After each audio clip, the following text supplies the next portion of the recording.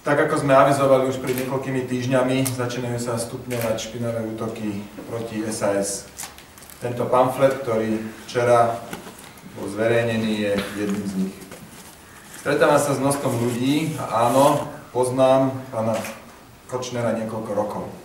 Skontaktoval nás Jan Počiatek, keď som mu robil poradcu, a pán Kočner vtedy kandidoval na primátora Bratislavy, to bolo na jeseň roku 2006. Niekoľkokrát som sa s pánom Kočnerom stretol, pretože bol pre mňa jedným zo zdrojov informácií z prostredia politiky. Vyše roka sme sa už však nevideli. O mojich stretnutiach s pánom Kočnerom som informoval pani premiérku Ivetu Radičovú.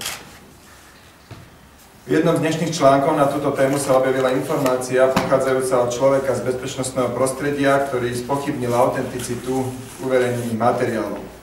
Doslova hovorí, že forma, ako je tento text napísaný, sa nepodobá na formu používanú pri iných spravodajských informáciách a aj preto dúfam, že bude riadne vyšetrené, ako tento materiál vznikol a aj tie samotné SMS-ky, ako vlastne boli odchytené.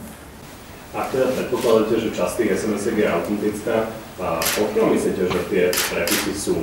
No to by aj mňa veľmi zaujímalo, ale tak sme zvyknutí na to, že tu v republike sa odpočúva týždeň kráľom. Ja s tým aj nemám problém a samozrejme teraz nechcem tvrdiť, že nikdy som sa nevyjadril vulgárne a podobne, no tak dobre, no tak sú odniekaďaľ, dúfam, že sa to jedného dňa dozvieme.